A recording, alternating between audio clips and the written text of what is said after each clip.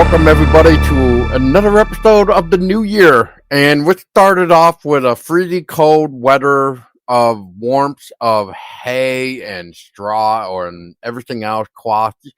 I think you know where I'm going with this, but it's not. Well, we'll fill you in more with our special guest tonight. It is a local author that has put out his latest book that is based on what we're gonna be talking about too. Is Black Days. Without further ado, this is Jackson Ellis. So, Jackson, welcome aboard. Hey, thanks, man. So, I want to put it on the record real quick. It's really funny. So, I've been busy for the last couple hours, and within the 24 hours, and then my phone did the whole notification thing where I set it for 10 minutes before the thing starts. It's like, you have an interview in 10 minutes. I'm like, oh my God. So here I am, and I'm somewhat prepared, but not really. But we'll see what we can pull out of this. But Jackson, nonetheless, you're here. You put out your new book. But before we even get into that, so let's tell people that may not even know who the hell you are. Everybody should know your brother, at least. What about you? What do you do? So what made you want to even become a novelist? Well, yeah, speaking of my brother, Asher Ellis, he's a very good author, a very good writer, and he's the author of, I believe so far he's had 5 novels published, and he writes pretty much in the horror vein. So he's right up the alley of your regular listeners, I'm sure. As for me, I've always been a pretty voracious reader.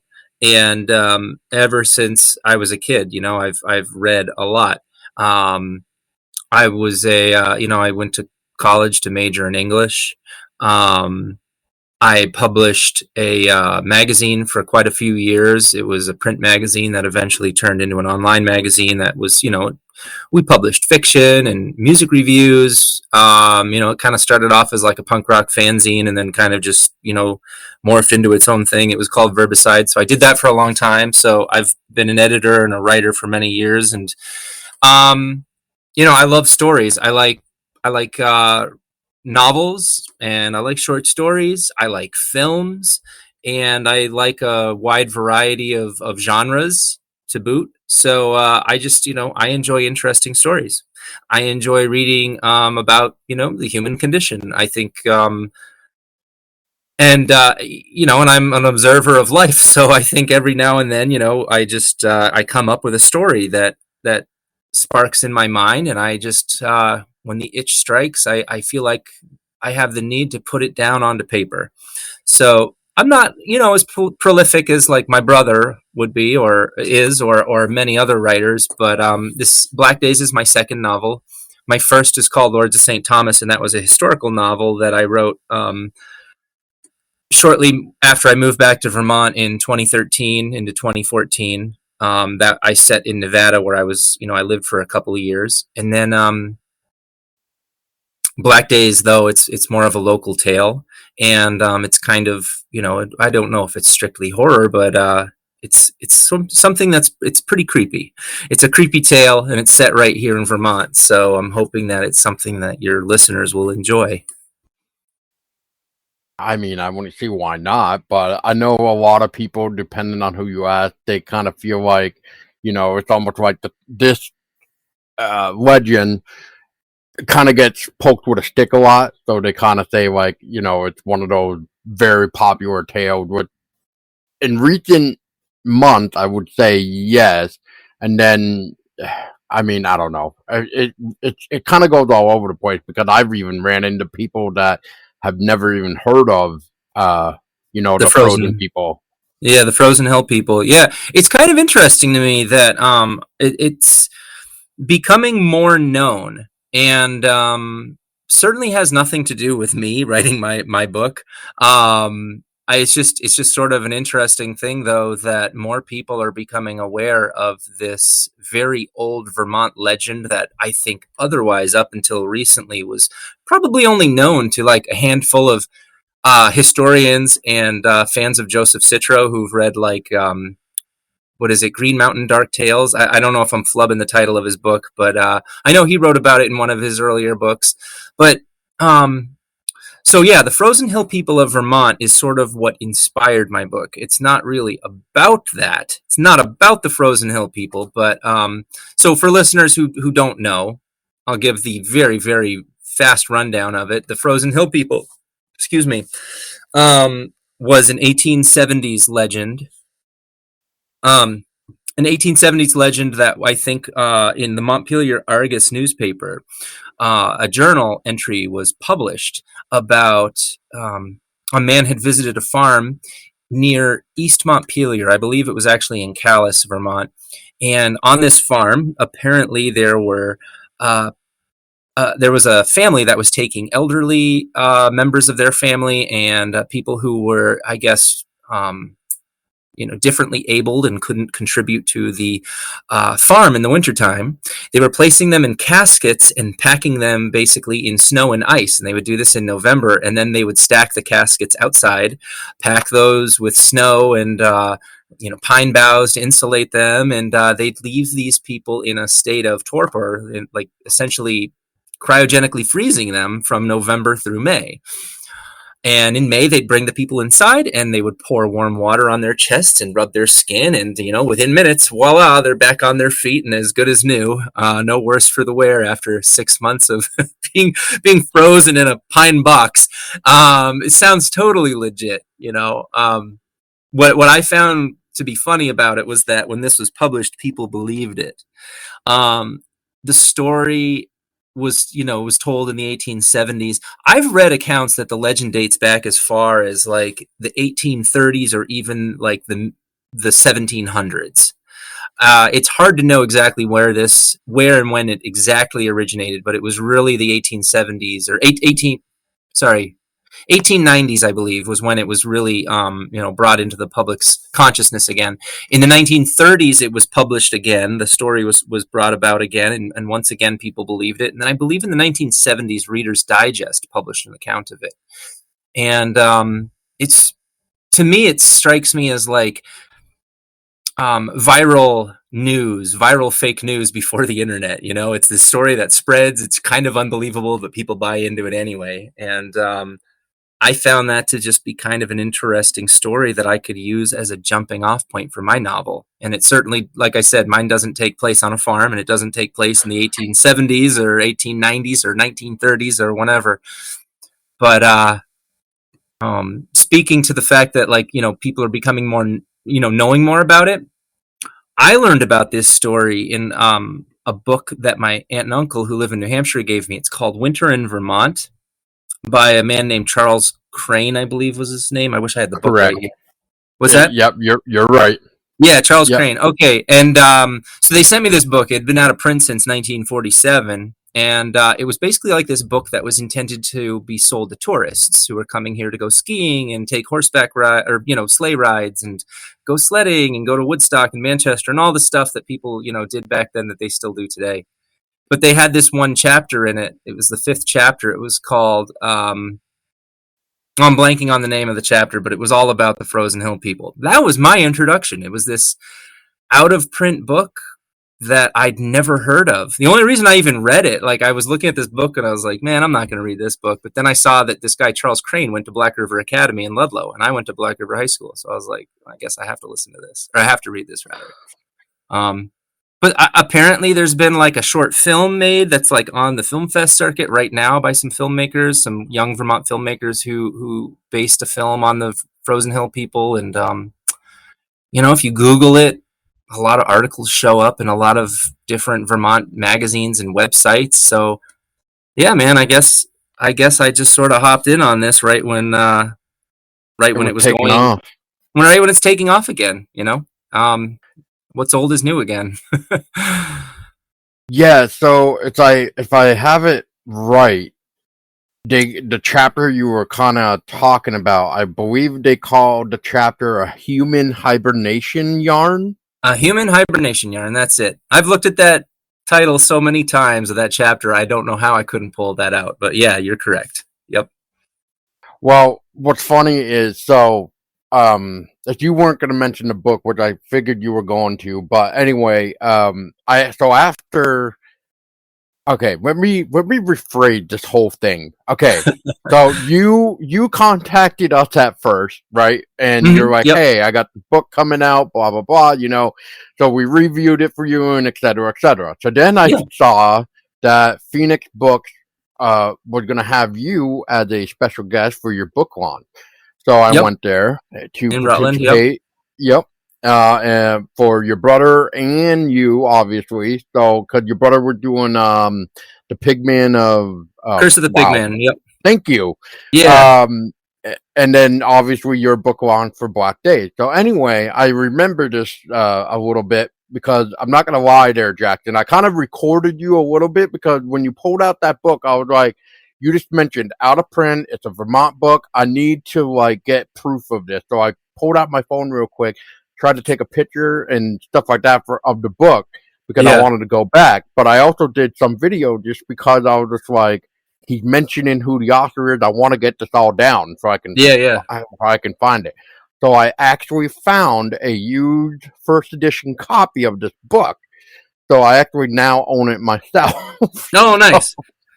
so It's it really wasn't not for your. terribly expensive either. That was the nice thing because I've bought an extra copy of it as well. I think I found it on like bookfinder.com and it was, or Abe Books. It was pretty cheap. Yeah, I think I got it for like 15 with $5 shipping. So Yeah. whatever. I mean, it wasn't bad, but the people though that I got it from really I guess I would say did a really good care for when they shipped it. Bubble Hmm. wrapped it, everything. So it Nice. was nice.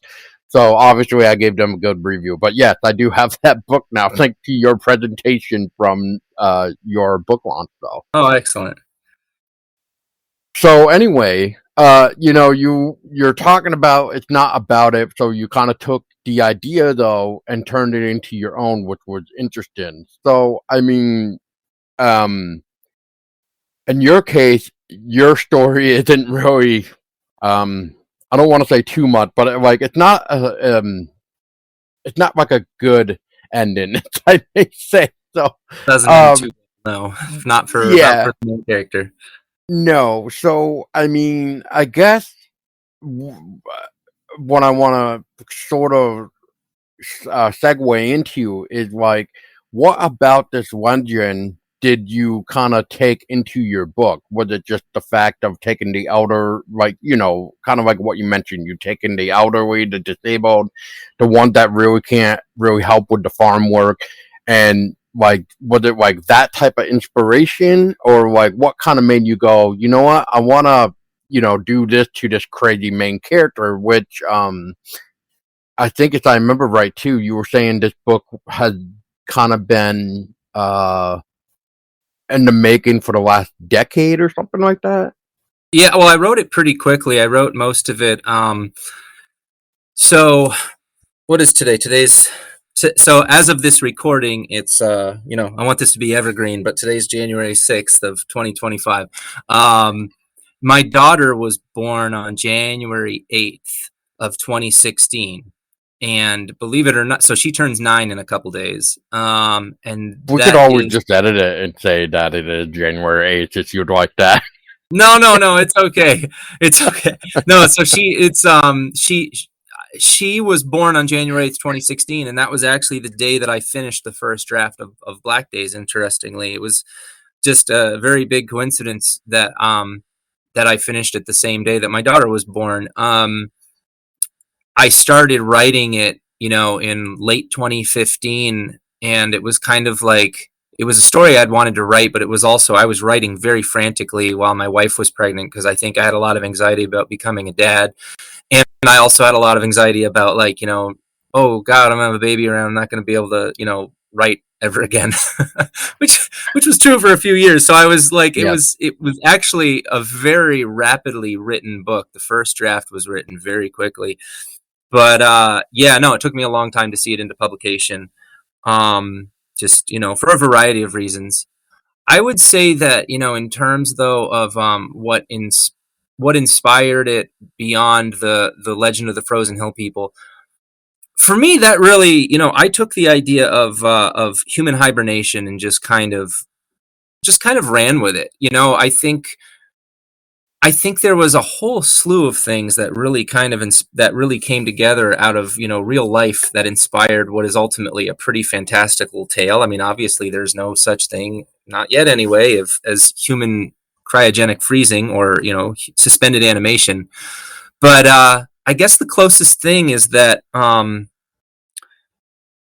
So anyway, something that happened when I was in high school. I don't want to get too specific about it, but when I was in high school, I graduated from Black River in Ludlow in 1998. We had a neighboring high school in southern Vermont, and in 1997, winter of I believe 96, 97, there was a kid that I didn't know him, but I played ball against him, and he went to this high school, and he got into a car accident, I believe in the West River in early January of 97. And he ended up upside down and trapped in his car under freezing cold water for, I believe, a little over a half hour. And which, it's awful. I remember hearing this story in high school, and it really, really stuck with me. Um, so this kid was stuck underwater for a half hour, and as probably a lot of people know, when you go into underwater, you generally have about 3 to 5 minutes before you drown, before you die. Interestingly, when you go underwater in frigid, freezing cold water, your body enters a hypoxic state, and it preserves blood in your brain, and it I guess directs the flow of blood to your brain more so than if you were in, like, say, 50-degree October water. And so your body just hangs on to this oxygen and keeps your brain alive for a far, far longer time than you'd be able to stay alive in warmer water. Anyway, this kid ended up not only surviving. He's I believe he suffered some hypoxic injury from it, obviously, but he survived. And I remember a year later, senior year of high school, he was playing for the baseball team again. And I just remember, like, it was outstanding. It was just an amazing thing to me that he was able to survive this, and so that never ever left my mind. I always thought about that over the years, like how it's just one of the most amazing things I've ever heard. Um, so that's something that kind of inspired the car accident that happens early on, like within the first chapter of Black Days. My main character, Daniel Fassett, ends up getting in a car accident, and that's kind of what he has. That's what happens to him. He enters this hypothermic state, and he survives, but he enters a coma.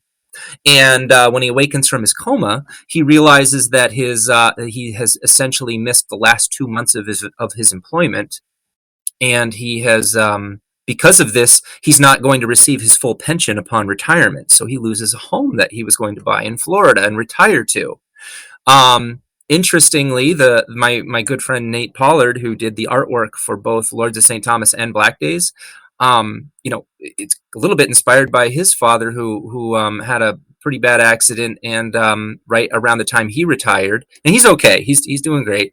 And but I remember, Nate telling me, like, oh, they were trying to, like, withhold some of his pension, and I was like, wow, that is just a messed up thing to do to somebody, like, kick them when they're down.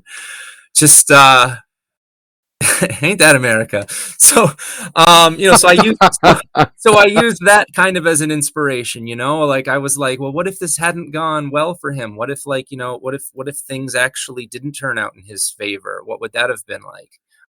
What if my main character, Daniel Fassett, he's divorced, and he lives across the street, across the road on top of a hill in rural Vermont from his ex-wife. That's based on some people that I knew of in Western Vermont, like out toward the lake. So it's just a lot of different things, like, kind of called together. It's the sugar house that he is that Daniel Fassett uses as, like, where he carries out his crazy experiment. It's in a backyard sugar house that was never used.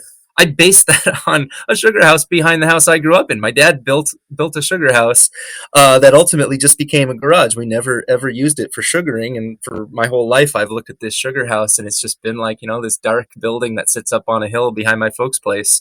And you know So that's just how writing goes, man. You just, you use one thing for inspiration, but you draw from Everything all else. different things. You just draw from everything else to try to, cull together like an interesting story. And once you get the pieces in place, I don't know. It's like putting together a big jigsaw puzzle. It's really hard at first. You got to get like all the corners and, the easy pieces out of the way. But then once you get going on it, you just start cooking and everything falls into place. So, yeah. Anyway, Perfect, kind of a man. long-winded answer. I see your cat jumped onto your lap. There he is, just like you predicted. Yep. Yep. Yeah, he wants my attention, obviously, every time I come into this place. Yeah, There's he's a always big boy something. too. Oh my goodness. Yeah, he's gonna be oh man. He's gonna be 3 years old this year. Oh goodness. Yeah. His name is Ryder, and it's Oh, spelled with a Y instead of an I. But he daddy's boy basically. So I can tell. yeah, it's not that hard to tell. But perfect. So yeah, that is a good winded answer though. But it's nice to hear like how much all this real life stuff kind of came into play, like how Hmm. you took from it. Like you're like, oh my god, like I could do this, mention this. Like it's great that I don't even know if we even put it on the record yet when we were talking about the frozen people legend, but Yeah. uh, in the book too, the winter in Vermont. In that chapter there, what was it that I said? A human hibernation yarn. Human Anyway, hibernation yarn. Yep. Charles also mentioned, which obviously everybody else afterwards, that it would supposedly based on a journal that who knows, like in this case, like did it even exist or whatever. But yeah, Yeah. there's within this journal it went with the day by day or whatever days that he ended up going from the time they got put into the hay and the box to when they got unsawed and this and that. So yeah, Yeah. I mean, if that doesn't say, well, maybe this could be real, even though obviously it can't be. But yeah, just the fact that that little piece of detail is there, kind of makes you go, well, what if there is a journal? It was neat too how, in that one short chapter, the author in the Winter in Vermont book, he actually does kind of like it's a very superficial look at it, but he actually does talk about in that chapter like the attempts that people have made over the years at um, putting human beings into a state of hibernation. Um, so I remember, I did. He mentioned some things there that I researched further on the internet, and when I was writing the book, I wanted to make it sound as real as possible. As I often say to people when I'm doing signings or readings, like, and I'm explaining, people just come up to me like, "So, what's your book about?" And I tell them, and they just kind of like, they're either intrigued by it or they kind of, you can just tell they're like, "Well, that sounds stupid." And so I usually, what I say to them is, I'm like, "Well, if I told you I was writing a book, um, about taking dinosaur DNA out of amber and like cloning them and making an amusement park, you'd say that sounds pretty stupid too."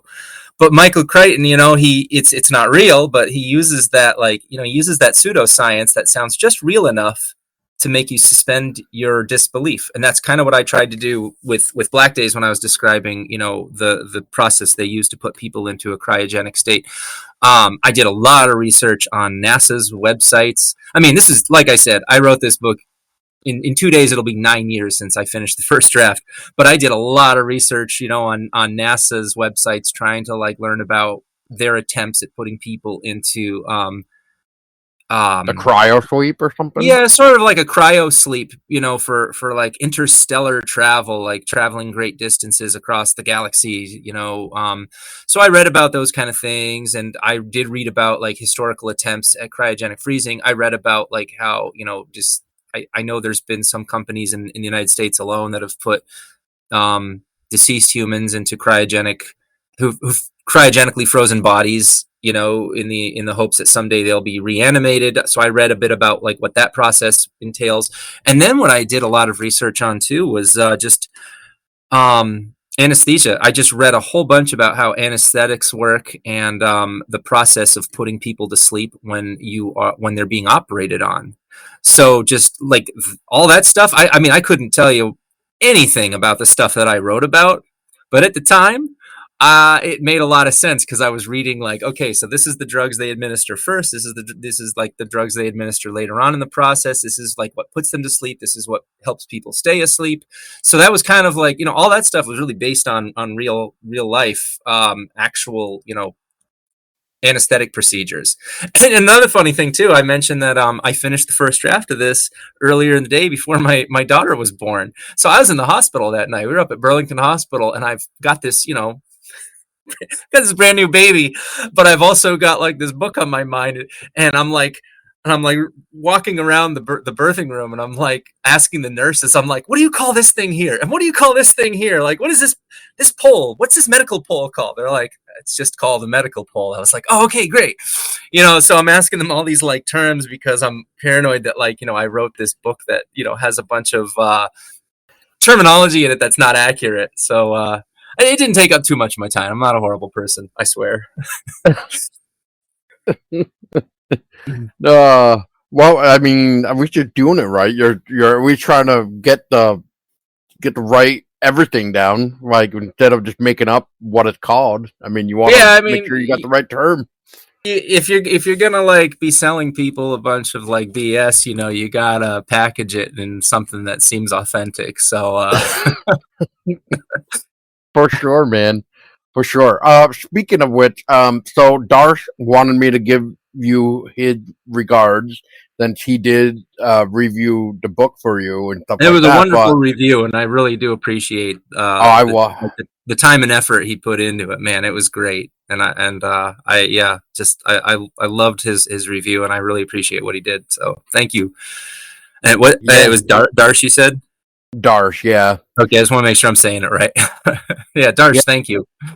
yeah. Darsh has been with me for a while now. A friend of his kind of connected us, and ever since I just loved his writing, and I'm just like, dude, like if you want to get out there, like with your review, like I will help you. And he's Mm, like, because he went to school for like journalism and stuff like that. I think it was that he said, and like it kind of showed with his reviews, and I'm just like oh my god, like I know he's in a different country and all, but I mean, like the way that he absorbs the book or whatever he reviewing, whether it be like a movie or whatever. I mean, you can see that he's trying to take it and turn it into like a positive in a way, like of an outlook of life. And yeah. what I mean by that too is one thing Darth wanted me to ask you, which you've already answered, which was like what inspired the story and the main character. But he also Mhm. wanted me to ask you, Jackson, is what personally would you want to share to people who would like to get motivated about living life and also pursuing the purpose of life? Oh wow, that's a broad question, but my goodness. Well, I guess what I would say then is I'd relate it to writing because people a lot of times when I've been doing like readings and going to book signings and such at like small bookstores around Vermont. I meet a lot of young writers or writers who are struggling to get their work out there. So I would just say like what I usually tell them is when I wrote Lords of St. Thomas, which was my first book, I I didn't really think it was ever going to get published. I never sat down and wrote like that book like I'm going to get this published. It was more like I just feel like writing. I've got this story in my mind that I'm feeling inspired to write. It's been kind of percolating in my brain for a couple of years. I think I'd been thinking about it for like two or more years before I actually even started writing the story. It just had been floating around in my head, and I just had to put it down. So I just started making the time to do it. At the time, it was before I became a dad, and life got busier. So I had a little bit more luxury of, like, I had the luxury of a little more time on my hands.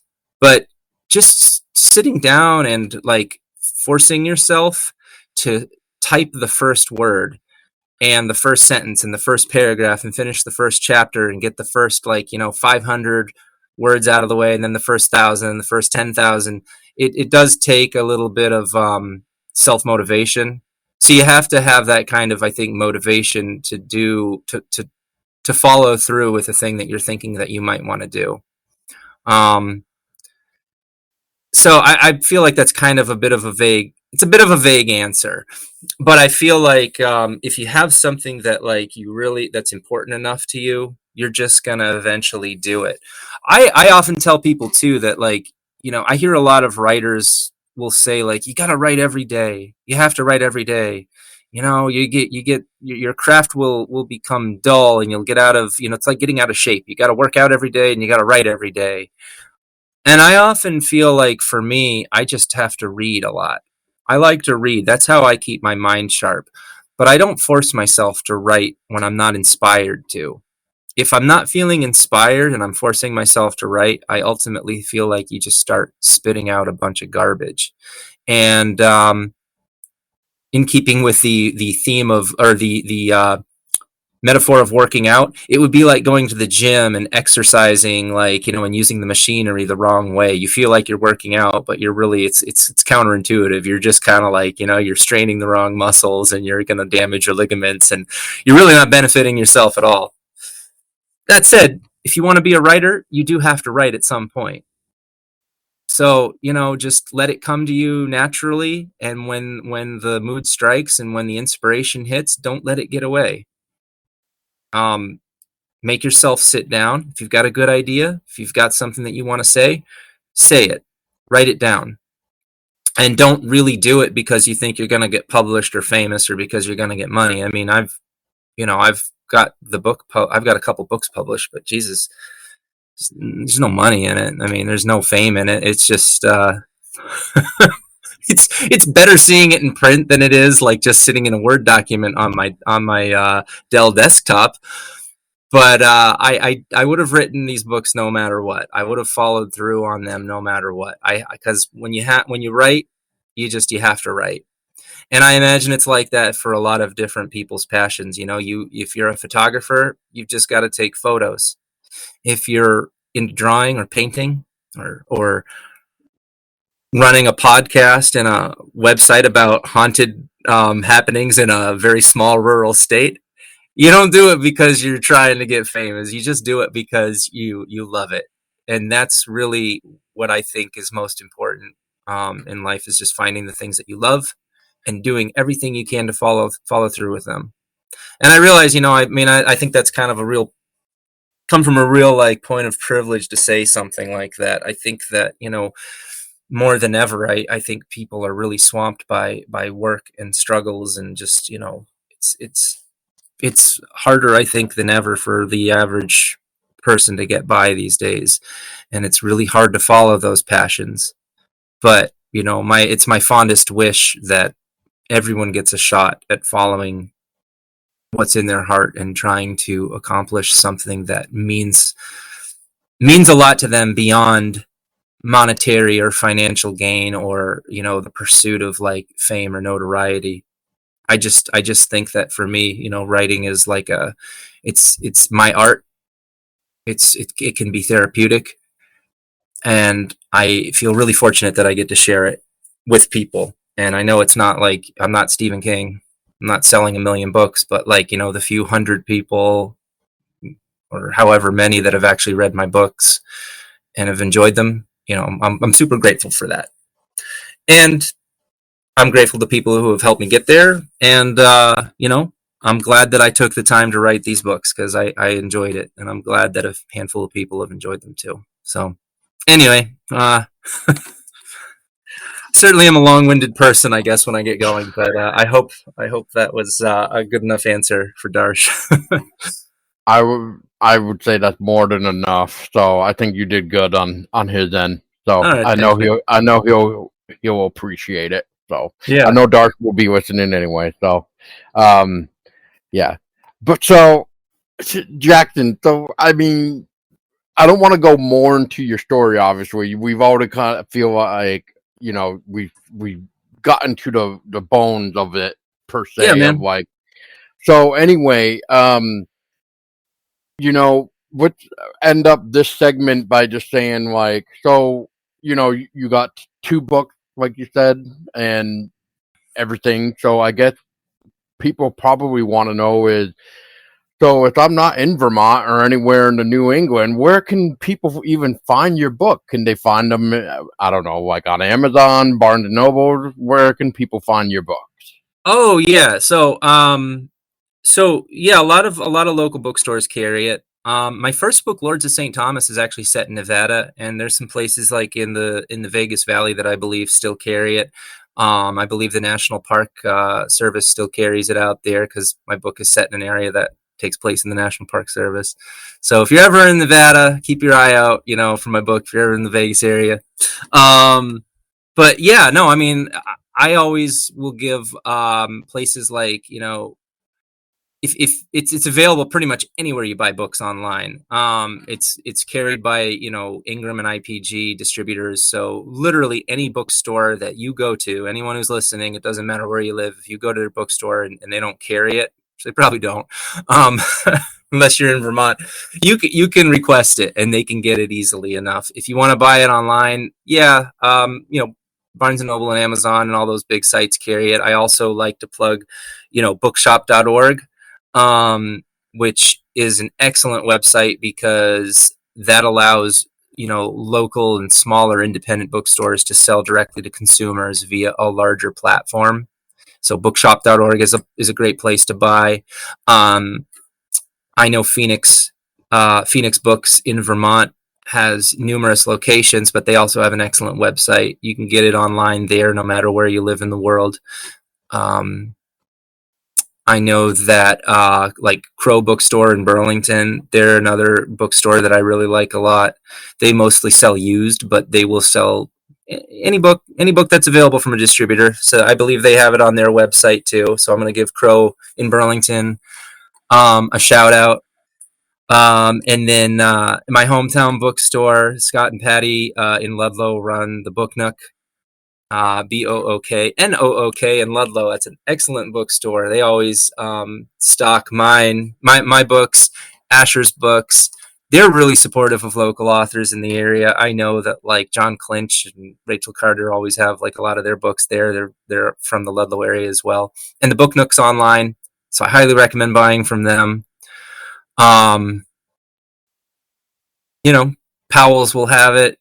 Any online bookstore. So I just wanted to Just be sure I just want to be sure I gave a good plug though to like some of my biggest supporters out there. local people. Oh yeah, Yeah. I love the Book Nook too. That's where I found and grabbed your brother's book, The Curse of the Pigman. Yeah, they always carry not only do they carry all of our books, they always have them like right up front and center. They do such a good job. Like when you walk in that store, one of the most prominent, like it's not even a local shelf, it's like an entire bookcase of just local stuff. They do such a Oh such yeah, a good job promoting yeah, promoting. yep, yeah. I love that little shop. So yeah, usually if I'm around that area, that's one of the places I go to. So Yep. I stop in um, every time I pass through. yeah, I don't. Every time I pass through, they're sometimes closed, but that's because they got like the weird hours at times. But During the I off mean, season when Okemo's not open. Yeah. yeah, that's pretty much probably what it is. Yep. But that, I mean, I would obviously want to get that crowd too. So, especially when they're coming down the mountain. Yeah. Yeah, no, Ludlow's getting a lot more foot traffic these days. a Oh lot more yeah, a lot more people wandering around town every time I go through than there used to be. They're coming down off the hill once in a while. yeah, and at least that's the good hill, like, and not like in the sense of what Ludlow had to go through within the past flooding incident of Oh like yeah. that. Yeah. Oh my God, they got totally hammered by that. Yeah. Jeez. Yeah, so I would definitely say, definitely support Ludlow even after all that. So, Yep. because some businesses couldn't even bounce back from that. So, Yeah. Yeah. yeah. There are a number of places out. Yeah, on the out on the outskirts of town, going towards Cavendish, that got so just completely demolished by the flood. I mean, yeah, that Black River will rise up and get you eventually, as we saw. Oh yes. I was And if actually, when that was happening in the summer of 2023, I was in Brazil. I was in Sao Paulo, Brazil, watching the news on television in Sao Paulo in Portuguese, and there was images in the Brazilian news of Ludlow. I'm like looking at my tiny hometown in Vermont while I'm in South America, and I'm just seeing like my town getting destroyed, and it was surreal, very very strange. Yeah, and what even makes it more weirder, well, weirder, scarier, however you want to do it. So the day before the actual like flood happened, I remember Mhm. driving back the day before, right as it started to rain, and we were just coming back from like West Lebanon, New Hampshire. So Yep. so the fact that within almost like a 24-hour window, it was like, oh man, we were just there yesterday, and now look at it now. It's like it's underwater. Yeah. Yeah, it came fast. I know my folks were sending me photos, via WhatsApp or Telegram or something like that while I was, out of the country, and it was stunning to see. Funny thing was is I had just gone to Brazil with my family shortly before, the flood happened. When Irene struck back in 2011, that was a week after I moved to Las Vegas. I literally was living in Plymouth. I packed up all my things, moved to Las Vegas so my wife could attend grad school. A week later, I'm sitting in my apartment, on Tropicana Avenue, palm trees blowing in the 100-degree breeze outside, and I'm looking at the TV there and like watching Vermont being destroyed by Irene. So it just seems like I don't know, Paul. I think what it really means is I'm just not allowed to leave Vermont anymore, because when I do, the what hits the fan. The floods. Yeah.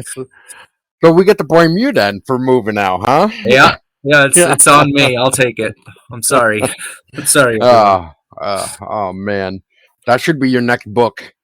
Right? Yeah, the guy who Bring couldn't leave. the guy who couldn't leave. I bring the storm with me, or when I Yeah, leave. Yeah. they just move Speaking in. They're of like, okay, he's gone.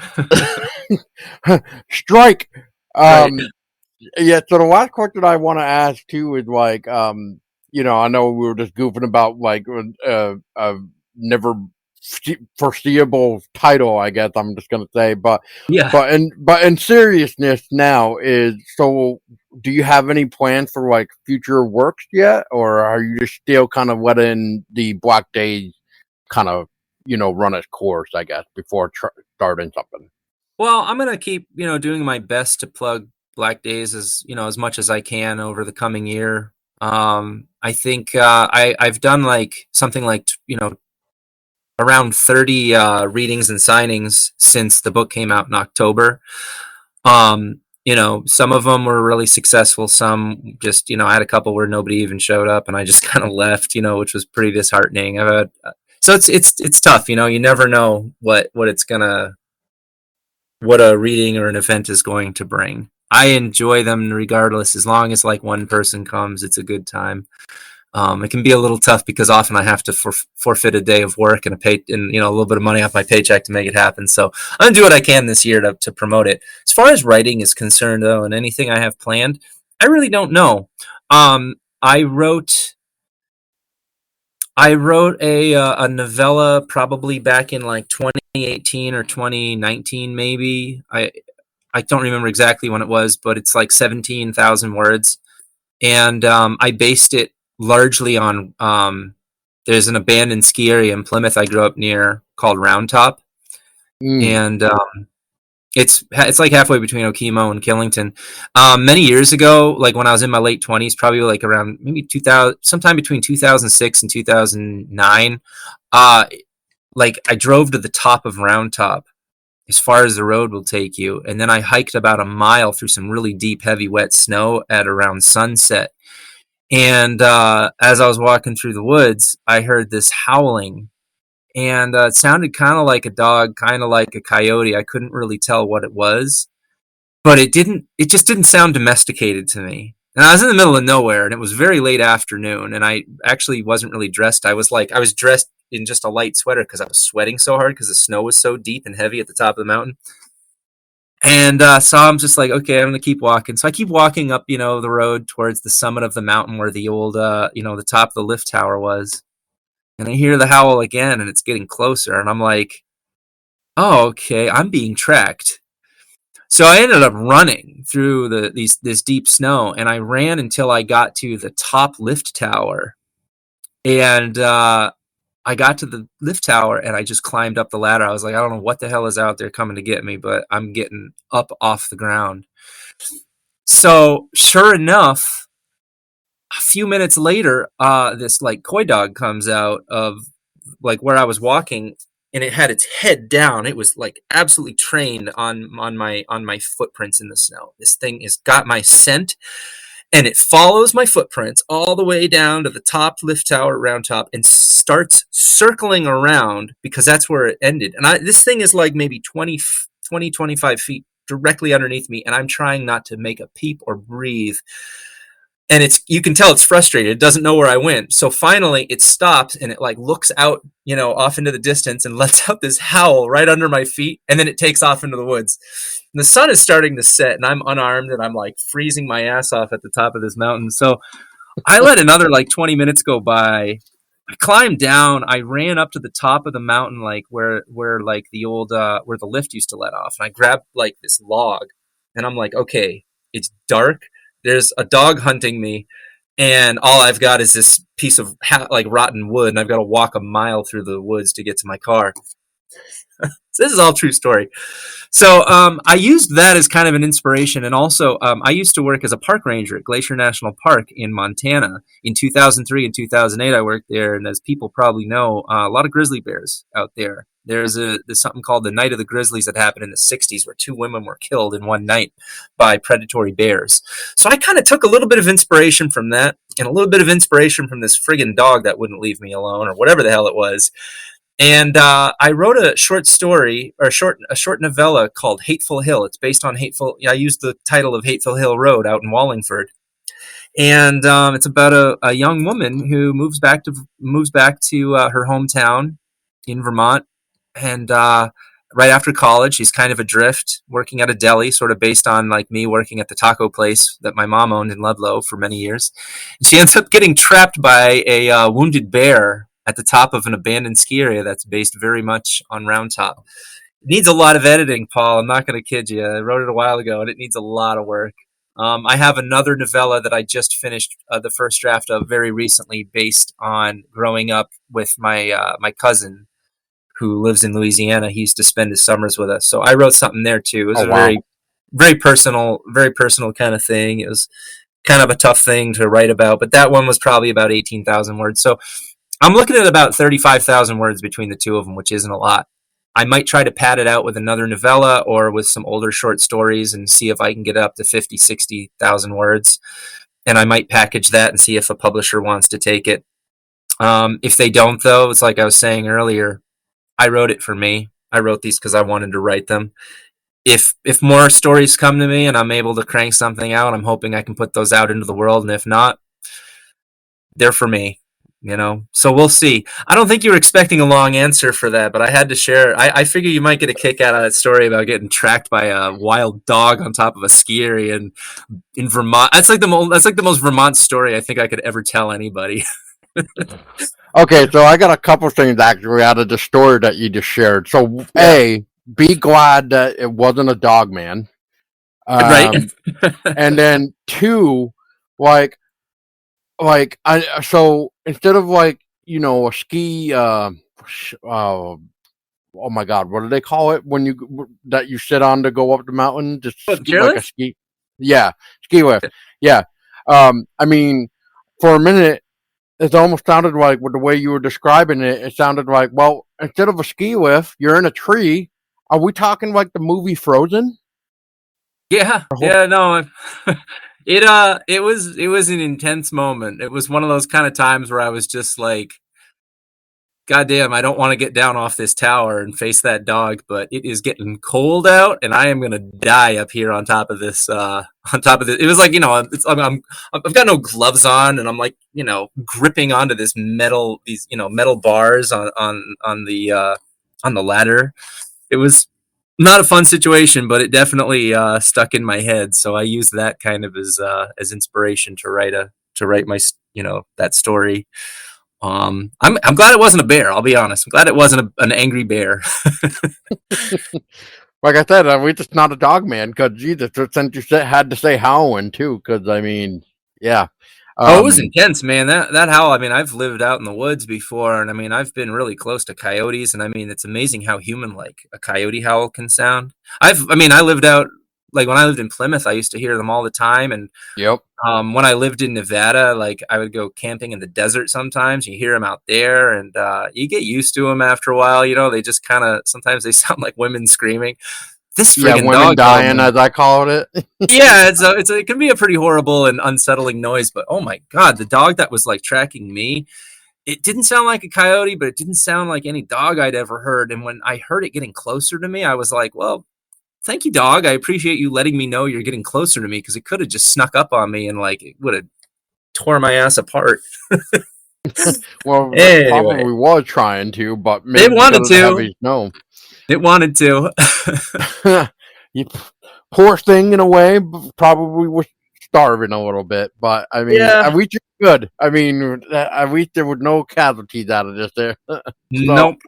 long story short, you made it out. You walked that mile hike, hopefully with no nothing following you backwards and Yeah. everything else. I got straight out of Um, yeah, so I mean, I guess to also wrap up this podcast, Jackson, is one. So like, you were just saying you're working on that, which is inspired by like that event, which I don't blame you. That sounds like a good horror story already. But Yeah. have you thought about like, I don't know, taking like Vermont cryptids in a way? Like I just mentioned Dogman. Like it sounds like, what if your story that you were writing, you switched it to like a Dogman, like a cryptid or something. But did you ever think about doing something on like cryptids in Vermont? I think my brother did Curse of the Pig Man, and I thought he did a really excellent job writing. That was something that he was really especially interested in, writing about a cryptid. Um, I think they're interesting. I like reading about them myself. I think like you read about like the Pine Barrens in New Jersey, for example, and they have the New Jersey Devil. I find that to be pretty interesting, and I've never actually really thought about writing anything that had to do with cryptids or monsters. It's really like, um, as far as my fiction writing goes, it's not really like my thing. I will say that I did actually write a short script. I do write short scripts once in a while, and I wrote like this short, like 15-minute, I don't know, television show, or it was a little horror short, and it had some monsters and ghosts in it. So that was kind of that was my outlet for like the more supernatural kind of stuff. As for supernatural stuff in my fiction, I haven't delved into that yet. I may someday if the mood strikes me, because I certainly do love like monster movies and horror movies. I mean, like I watch them all the time, but they've just not yet made their way my into my fiction writing, which I guess makes sense because I don't really read a whole lot of horror and monster stuff. I watch horror movies, so it makes sense that I wrote like horror script that had a monster in it. I guess my the fiction though that I write, I suppose maybe reflects more of like the literary bent and the things that I read when I crack a book open.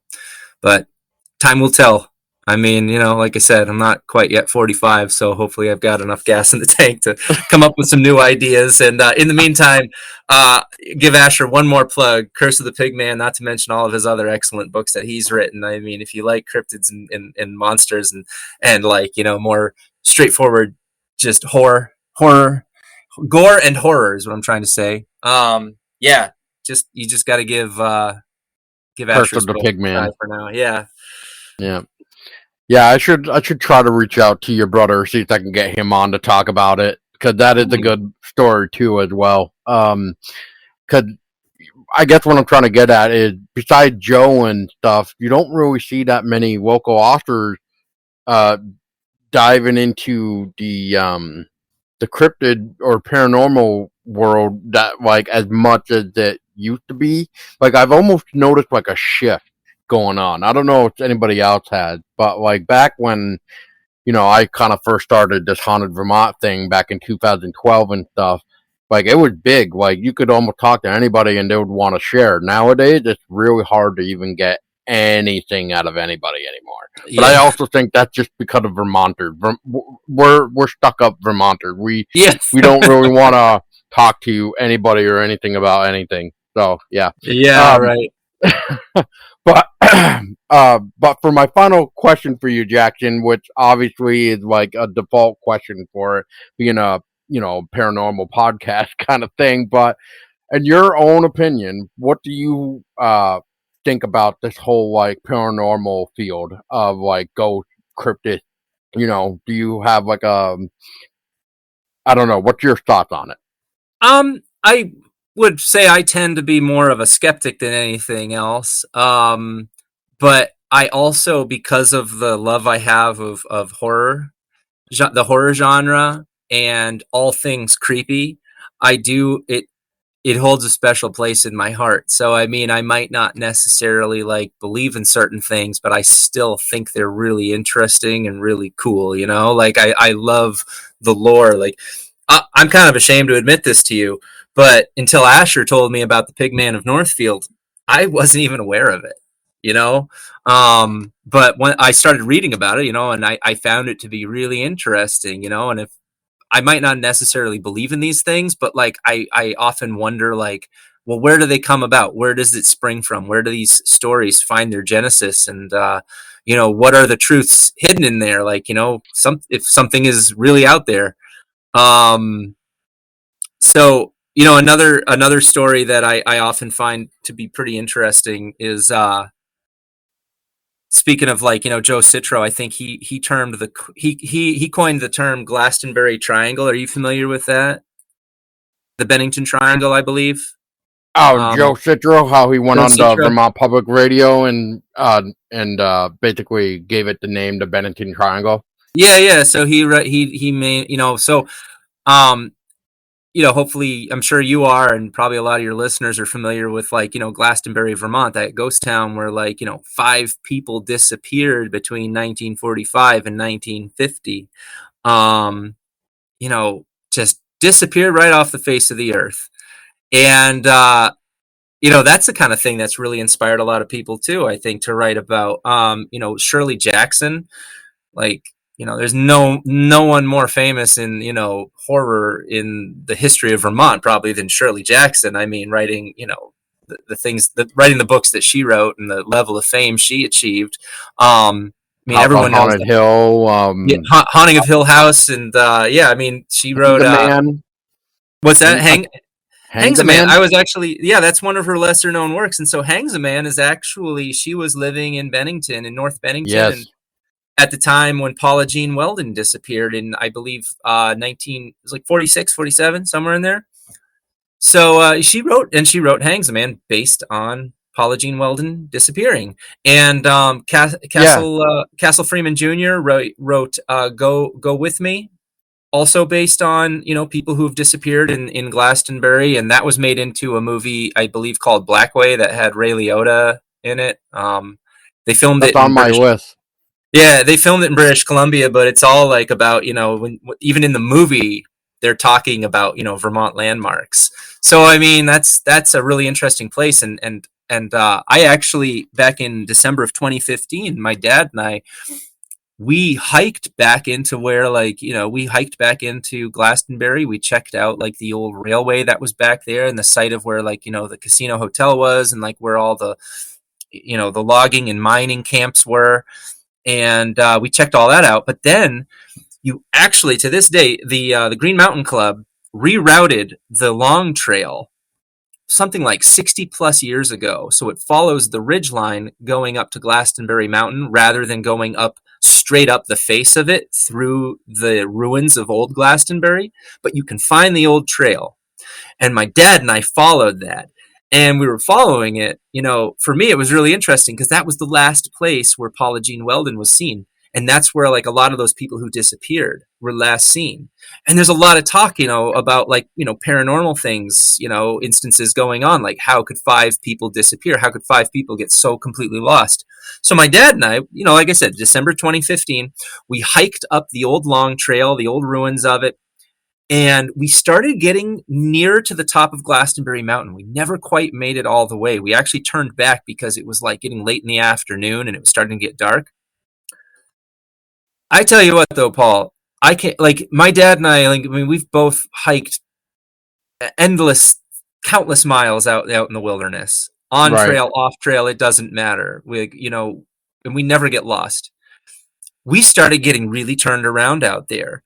It was unbelievable. Like the mountain, when you were climbing up Glastonbury Mountain, where the old long trail was, the mountain kind of like starts to flatten out near the top. And I mean, there's that old rule of thumb that when you're hiking in the woods, if you get lost, you kind of just like you listen for water and you follow flowing water because eventually, water usually leads back to civilization.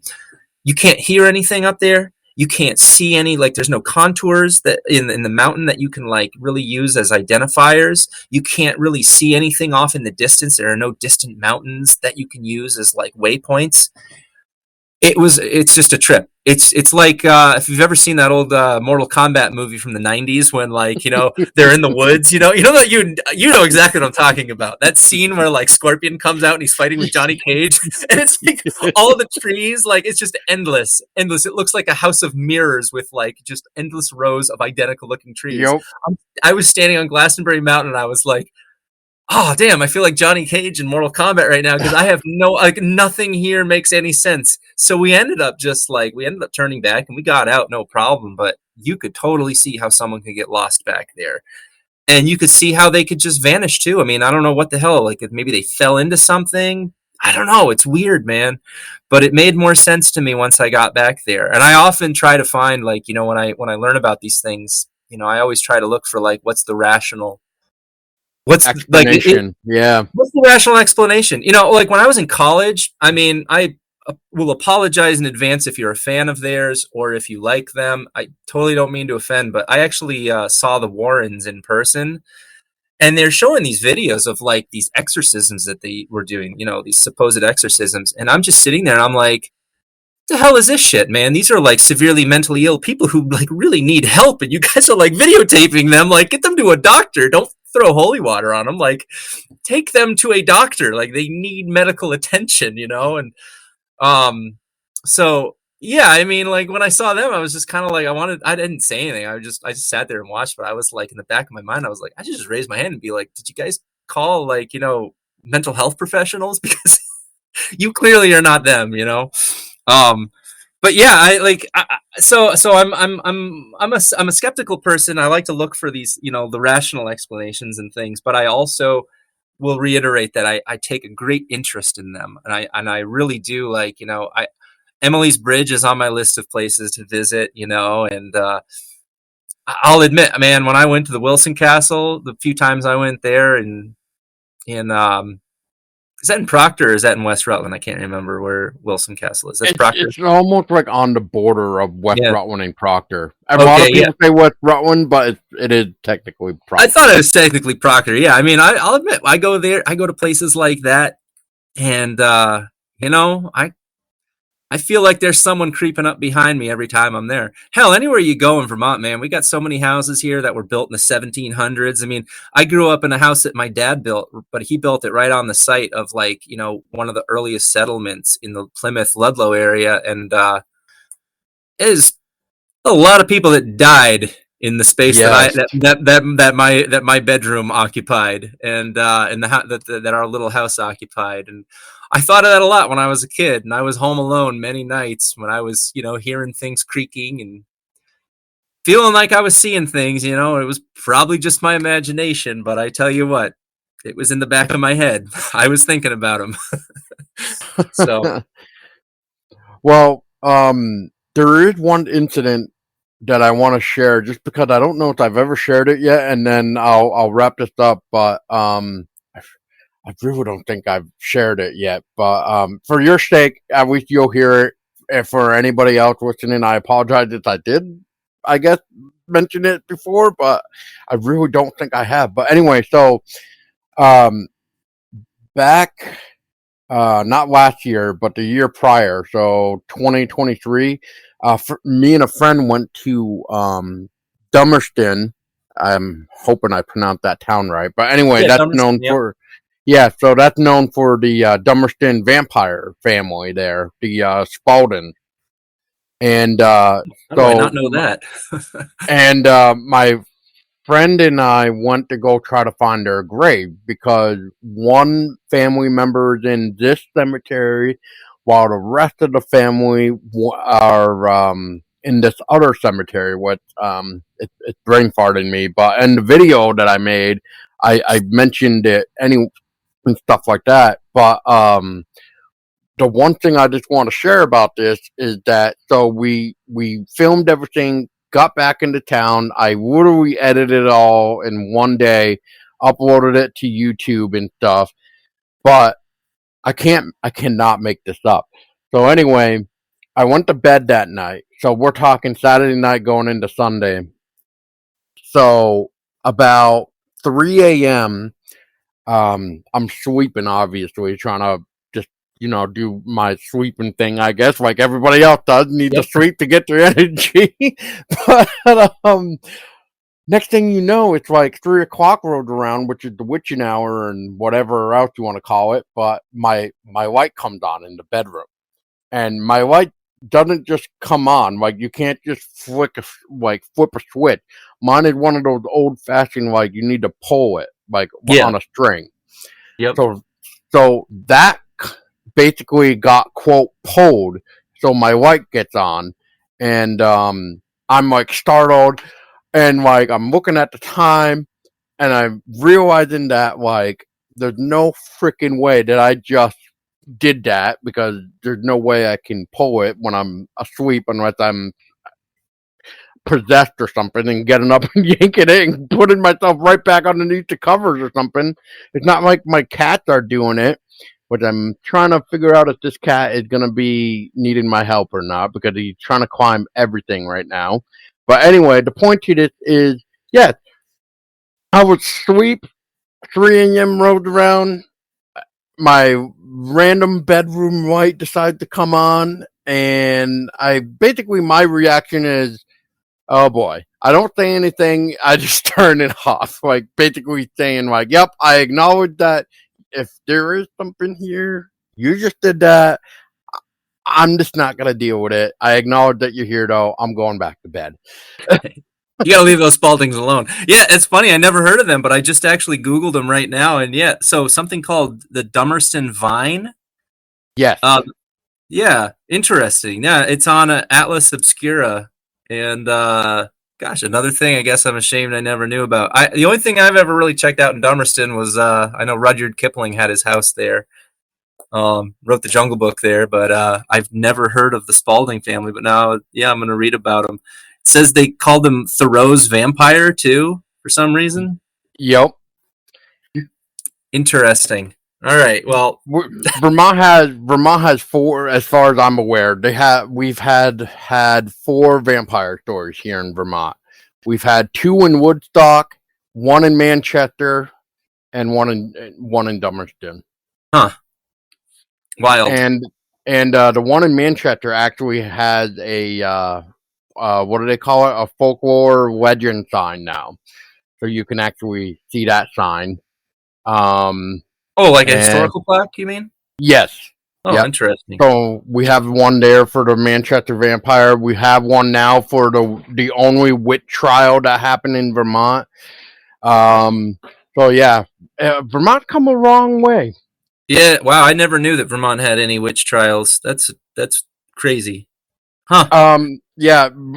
Let's just put it this way: Vermont had the one and only witch trial, which took place after Salem witch trial, and so I make the comment by basically saying like, we smarter than Salem witch trial, because at least when we had the trial going on, we saved the poor lady that was basically drowning, which she got the Duncan chair in wintertime in the little river Oh of God. God, what was the town name right now? Starts with a P, I think. It's Putney way down. or well, Huh? Putney's near Dummerston. I know that, but I don't think there's no Putney River, is there? No, it's give me a second. But anyway, basically, what happened was she got tried because obviously, the infamous, oh, your husband mysteriously died, you must have bewitched him. So Yeah. they basically took her and blamed it on her. So that's why she got the Duncan chair. But as you know, physics is Panal. That's what it is, Panal. Oh, Pownal. okay. Panal. Or so, yeah. Pownal? Pono, whatever. Yeah. Panal. I've heard it pronounced like different ways. Um, but yeah, she got the Duncan chair, and when they noticed that she wasn't floating up to the top, she was literally just sinking. Uh, they literally rushed into the river to save her life, and they obviously did save her life. But yeah, yeah, that had to be some explaining to do afterwards. Oh damn, that's a brutal story. I never knew about that, but I guess I got some reading to do now. Now that I know about the Vermont witch trials and Vermont vampires, two things I didn't know the existence of until just a few moments ago. Yep. So, there's a lot you can learn. Yeah, Yeah, her definitely. name is Margaret Kruger, I think, or Krieger. Um, Hmm. which what was even funny too is uh, she is buried. Obviously, she has a grave. Like her family does have a family plot at a cemetery, but the catch is she's not buried in Vermont. She's actually buried in Massachusetts, Huh. which is from Pinal, from the marker of where she had her trial take place. It's like 13 minutes to Massachusetts, where she buried. Oh, 13 okay. minutes. Okay, yeah, I just looked her up. Yeah, Margaret Krieger, Widow Krieger. Huh. Yep. So, I have videos of this so people can kind of see the location in the cemetery of the family plot and stuff. Because me and a friend literally took a day out to go find it, and we literally went by this one little picture that was published. I can't think of the source right now, but let's just say it was just this one little picture that me and my friend were basing off of the grave just to try to find. Hmm. So when we found them, we were so excited because we've Yeah. been looking for probably like 20 minutes prior. So yeah, it's a lot of And that's on fun. your website? You put that It you put is. that up on Haunted Vermont? Okay. All right, Yeah, cool. All right, I'm gonna have to. All right, and I see right there. There's the sign. They got the Legends and Lore sign. I found a picture of it. All right. that's what it is. Legends and War sign. Yep, Yeah, Pownal area residents. Yep, remember Widow Krieger or Krieger. Yeah, it's a red sign instead of the usual green. that's right. Interesting. That's right.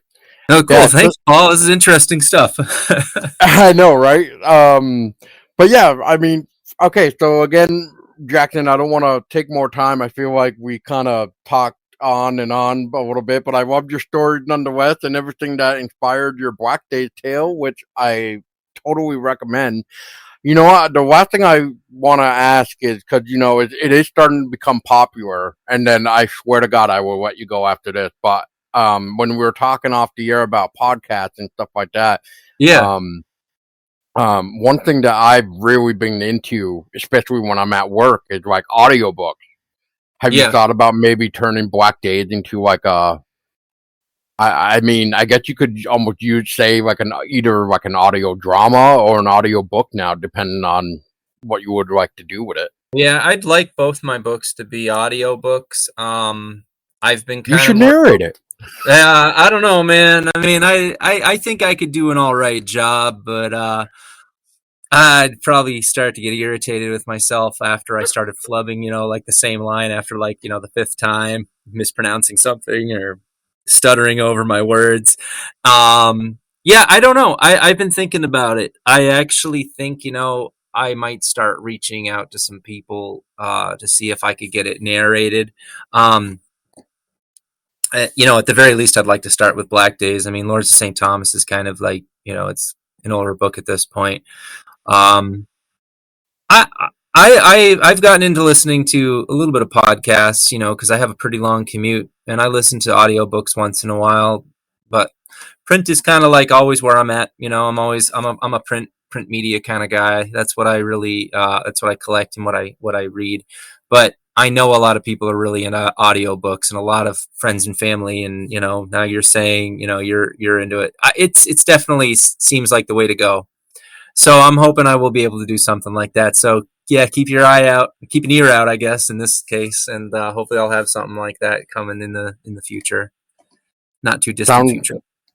Sounds like a fun plan there, Jackson. All right, so Jackson, thank you so much again for your time. Yeah, Paul, thank To you. talk about Black Days and everything else that's been going on in your crazy life, especially the round top story. Oh man, dude. Yeah, Uh, thanks. Yeah, I'm hoping I can get some other stuff into print one of these days. I don't have a whole lot of time. I write, like I go to there's a coffee shop here in Essex. I go to like once in a while on Perfect, like man. Bust Thursday out the mornings. computer. Yep. Just Yeah, bust I mean, out- I don't get to do it too often. It's already like I think the last time I went was about 3 weeks ago. Like oh, Thursday what? morning is like my one time I get to go once every few weeks. So it's not a lot of time these days, but I'm kind of plugging away. I'm working on that most recent thing I wrote, and then I think the story at the ski area is something I'm going to revisit and try to bring it to a readable place. Where I'm confident in sharing it. But we'll see. We'll see, man. Perfect, man. Paul, hey, thank you for having me on, and thank you for letting me be all long winded and chit chatty here, and late at night. And thank you for doing your website. I think it's really cool. I love checking out what you and your contributors like Darsh publish. The book review was great, and I was really touched that you showed up. When Asher and I did our reading back in October in Rutland at Phoenix. That was really nice. So thank you, for supporting me and my brother and just Vermont lore and literature and culture. I think it's really cool what you're doing, so thank you. I appreciate it. Yeah, I mean, you got to keep these stories alive, otherwise they're just gonna be swept under the rug. Yep. So, but yeah, so Jackson, before I blabber on anymore, for people that do want to keep up to date with you, is there like a website or anything that you would like to plug? JacksonEllis.net. I pretty much am off of Twitter or whatever it's called these days. I haven't really got my Blue Sky account going. I'm not really on Facebook much. So yeah, just JacksonEllis.net. I put up, dates where I'm going to be doing readings and things like that. I update it with reviews and stuff, and I'm sure I'll be putting a link to this on there too, this podcast when it comes out. So, yeah, just JacksonEllis.net. That's pretty much where you can find me online. And Perfect, if anyone ever wants to drop me an email, there's a contact page on my website, and I respond to everybody. I love hearing from people. So, well, there we go. We can buy the book from you, right? yeah, not necessarily. I actually don't. I have some links on there, but yeah, not directly from me. But if you see me out and about, if you run into me like pumping gas, you can just be like, "Hey, Ellis, give me a book," and I've probably got some in my probably got a few copies in my trunk next to some returnable cans. That's even if they're returnable cans. I mean, Yeah, right. All right. Well, Jackson, you have a good rest of your night, and for everybody else, you know the whole deal. Keep your eyes open because you just never know if an apparition will